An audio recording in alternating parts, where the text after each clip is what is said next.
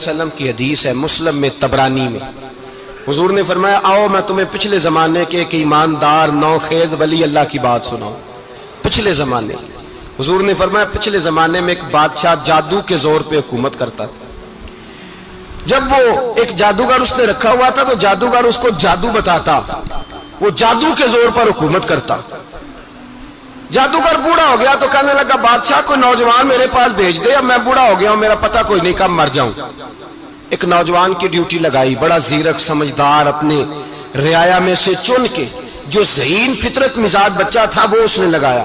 اللہ کے محبوب علیہ الصلوۃ والسلام فرماتے ہیں بچہ جادو سیکھنے لگا، وقت گزرنے لگا۔ بچہ جب جادو سیکھنے جاتا تو رستے میں ایک راہب بھی تھا جو انجیل جانتا تھا، وہ اللہ اللہ سکھاتا، لوگوں کو حضرت عیسیٰ علیہ السلام کی تعلیمات سے آگاہ کرتا۔ اس نے دیکھا کہ یہاں بھی لوگ اکٹھے ہیں تو وہ بچہ اس راہب کے پاس بھی اٹھنے بیٹھنے لگا۔ اب جب اس کے ساتھ اس کی گفتگو بڑھنے لگی تو اس کو باتوں میں لذت آنے لگی۔ اس نے راہب نے پوچھا کہ تو کون ہے اور کس طرح سے آیا ہے، کیا تیرا معاملہ ہے؟ اس نے کہا جی میں جادو سیکھنے جاتا ہوں، آپ کی باتیں مجھے بڑی اچھی لگتی ہیں۔ اس نے کہا دین سیکھ، جادو سیکھنے والے کافر ہو جاتے ہیں، قرآن و دین سیکھنے والوں کو اللہ کامل ایمان عطا فرماتا ہے۔ فرمایا یہ سیکھ۔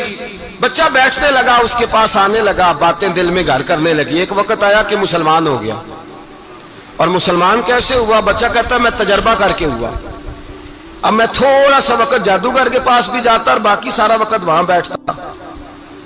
میں ایک دن جا رہا تھا تو رستے میں اژدہا تھا، بہت بڑا سانپ تھا، رستہ روک کے کھڑا تھا۔ یہ حضور نے بیان کی حدیث، نبی پاک صلی اللہ علیہ وسلم فرماتے ہیں بچہ کہتا ہے کہ رستے کے اندر سانپ ہے، رستے بند ہے، لوگ چھتوں درختوں پہ چڑھے ہیں، راش ہے۔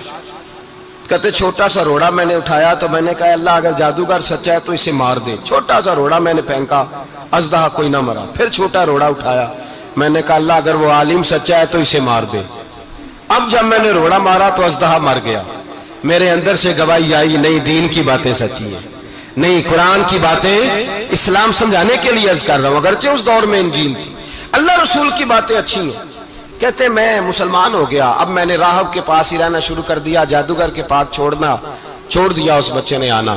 بادشاہ پوچھتا کہاں زیادہ وقت گزارتے ہو تو وہ بات گول کر دیتا، وقت تیزی سے بڑھنے لگا۔ اللہ نے اس نوجوان میں طاقت پیدا کر دی، اب وہ اس کے اندر نا اللہ نے توانائی روحانیت پیدا کر دی، ابھی جوان ہے، 14-15 سال عمر ہے۔ اللہ نے اب جو بیمار بھی آتا وہ دعا کرتا تو اللہ صحت عطا کر دیتا، جو بھی آتا۔ بادشاہ کا ایک درباری تھا، بادشاہ کو پنکھا جلتا تھا، وہ اندھا ہو گیا، کوئی ایسی تکلیف آئی کہ نابینا ہو گیا، بڑے علاج کرائے شفا نہیں ہوئی۔ کسی نے اس بچے کا پتہ بتایا کانوں میں، اس کے پاس گیا تو بچہ کہنے لگا شفا تو ہو جائے گی پر کلمہ پڑھنا پڑے گا، مسلمان ہونا پڑے گا، جس پیغمبر کا میں غلام ہوں تجھے بھی بننا پڑے گا، دین پہ عمل کرنا پڑے گا، اللہ شفا دیتا ہے۔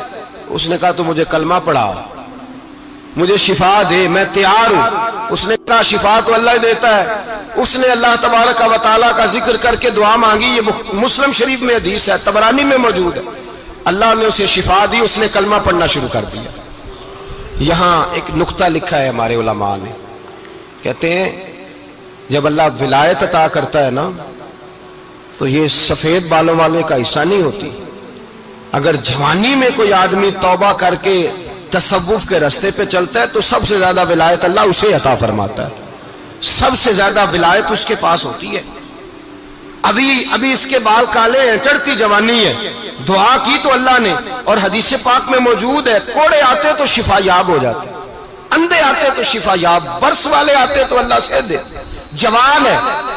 بادشاہ کے پاس وہ واپس گیا، وہ جو آدمی جس کی آنکھیں ٹھیک ہوئی تھی۔ بادشاہ نے پوچھا کہ کیسے شفا ملی؟ تو کہنے لگا میرے رب نے شفا دی ہے۔ بادشاہ سجدے کراتا تھا، اپنے آپ کو منواتا تھا معاذ اللہ، کہنے لگا میرے علاوہ کون رب ہے؟ اس نے کہا وہی رب ہے جس نے تجھے پیدا کیا ہے، اور وہی رب ہے جس نے مجھے اندھے کو آنکھیں دی ہیں، وہی ہے میرا مالک۔ کہا اچھا تو مجھے نہیں مانتا؟ کہا نہیں میں اپنے رب کو مانتا ہوں۔ بادشاہ نے اسے سزا دی، ستایا، اس نے بچے کا پتہ بتایا، پھر بچے کو بلا کے ستایا تو اس راہب کا پتہ بتایا، راہب بھی قتل ہو گیا، نابینا بھی قتل ہو گیا۔ بادشاہ نے کہا سپاہیوں سے اس بچے کو لے جاؤ اور پہاڑ کی چوٹی پہ جا کے نیچے پھینکو تاکہ مر جائے. بچہ پہاڑ کی چوٹی پہ گیا تو ہاتھ اٹھا کے کہنے لگا یا اللہ میرے لیے نہیں اپنے لیے، میرے لیے نہیں اپنے لیے انہیں اپنی قدرت کے جلوے دکھا. میرے لیے نہیں، اللہ کے بندے اپنی جان بچانے کی دعائیں نہیں مانگتے، اپنے لیے انہیں اپنی قدرت کے جلوے دکھا. یہ دعا مانگی. جتنے لوگ ساتھ آئے تھے وہ سارے زمین پہ گرے اور سب مر گئے، پہاڑ سے گر کے مر گئے. بچہ واپس سیدھا بادشاہ کے پاس کہنے لگا لو بھائی میرے رب نے مجھے بچا لیا ہے.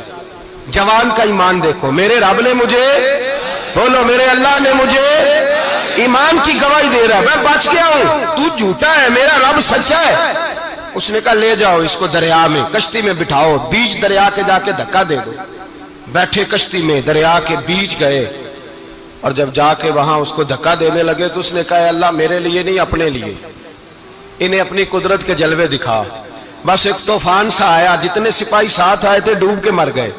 وہ بچہ اٹھا اور سیدھا پھر بادشاہ کے پاس، اسی کے پاس کہنے لگا لو بھائی میرے رب نے مجھے بچا لیا ہے، تیرے پاس آیا ہوں. وہ کہنے لگا تو کیا مصیبت میرے گلے پڑ گئی ہے، کیسے جان چھوٹے گی؟ تو بچہ کہنے لگا اگر تو مجھے باندھے درخت کے ساتھ اور سارے ملک کو بلائے، لوگوں کو اکٹھا کرے، پھر تو مجھے تیر مارنا، میں تجھے بتاؤں گا کیسے مارنا ہے، میں مر جاؤں گا. اللہ کا بندہ نوجوان ایمان دیکھو، مرنے کے طریقے بتا رہا ہے. میں تجھے بتاؤں گا میں کیسے مروں گا. یہ بات کہی، بادشاہ نے سارا مجمع جمع کیا، ملک سارا باہر آ گیا، درخت کے ساتھ باندھ دیا.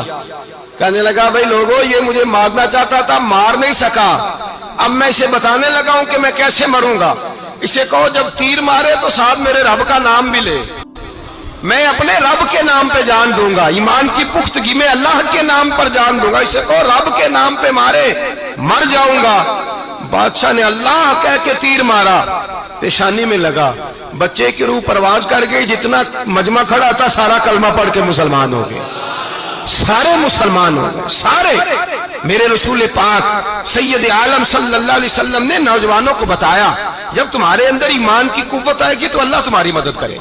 فرمایا وہ نوخیز ولی تھا، ابھی جوان رانا تھا، ابھی اس کی پیشانی پر جوانی کے آثار تھے، لیکن اس نے اللہ کو راضی کیا، رب کریم کو راضی. ولایت کا مطلب بڑھاپا نہیں، ولایت کا مطلب وہ نہیں کہ جب بڑا لمبا وقت گزر جائے تو پھر آدمی آئے کہ نہیں اب کیا کرنا ہے، اب مسجد ہی ہے، اب تو اس کے علاوہ گزارا ہی کوئی نہیں. تو اس وقت کا آنا اللہ کی بارگاہ میں قبول تو ہے، لیکن شاباشی اسی کو ملتی ہے جو جوانی کا وقت آئے، جو عین اس وقت آئے جو وقت میرے رسول پاک علیہ السلام کے غلام عبداللہ ابن عمر، حضرت عبداللہ ابن عمر رضی اللہ تعالیٰ عنہ فرماتے ہیں کہ میں نکلا، مجھے سفر کے لیے جانا تھا، تو تھوڑی سی کھجوریں، تھوڑا سا سرکہ، ایک شہد کی بوتل، چیزیں میں نے سفر کے لیے ساتھ رکھ لی. میں جب مدینے سے باہر صحرا میں نکلا نا تو رمضان نہیں تھا، غیر رمضان تھا. میں نے ایک نوجوان کو دیکھا بکریاں چرا رہا ہے، بکریاں چرا رہا ہے. اے جوان، آپ فرماتے ہیں اس کا چہرہ بڑا نورانیت والا، گرد پڑی ہوئی پر بڑا حسین. فرماتے ہیں میں نے اس کو کہا کہ آ جاؤ کھانا کھا لو، روزے بھی نہیں تھے. کہنے لگا نہیں میں نے روزہ رکھا ہوا ہے. فرماتے ہیں میں نے کہا پتہ کروں کہ نیرا نیک ہی ہے کہ پرہیزگار بھی ہے. نیک وہ ہوتا ہے جو نماز پڑھے روزہ رکھے، پرہیزگار وہ ہوتا ہے جو گناہ سے بچے، وہ پرہیزگار ہوتا ہے. کہا پتہ کروں پرہیزگار بھی ہے کہ نہیں. کہتے میں قریب گیا تو میں نے جا کے اس کو کہا بھائی تیری بکریاں بڑی پیاری ہیں، میرا دل کرتا ہے کہ بکری مجھے دے دو. کہتے وہ جوان، غربت بھی، پریشانی بھی، پر دامان توکل کی یہ خوبی ہے کہ اس پر پابند لگے ہوتے ہیں، دھبے نہیں ہوتے. غربت ہے. کہا جناب ایک بکری دے دو. آنے لگا جناب بکریاں میری نہیں، بکریوں کا مالک کوئی اور ہے. کہتے میں نے آزمانے کے لیے کہا کہ بکریوں کے مالک کو کہنا ایک بکری بھیڑیا لے گیا ہے، کہہ دینا بھیڑیا لے گیا ہے.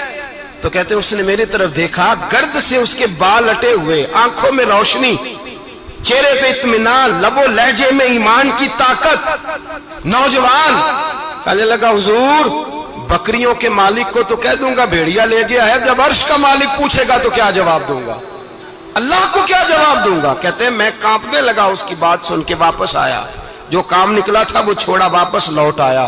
میں نے پتہ کیا کس کا غلام ہے، پتہ چلا فلاں آدمی کا ہے. کہتے میں نے پہلے غلام خریدا، پھر پتہ کیا تیرے پاس بکریاں کتنی ہیں، اس نے کہا 400. کہتے میں نے مالک سے ساری بکریاں خریدی، پھر غلام کو بلایا، پھر وہ بکریاں تحفے میں دی، تحفے میں۔ کہنے لگا حضور یہ سارا کچھ مجھے کیسے ملا؟ میں نے کہا تیرا ایمان بڑا پختہ تھا تو میرے رب نے تجھے انعام عطا فرمایا ہے۔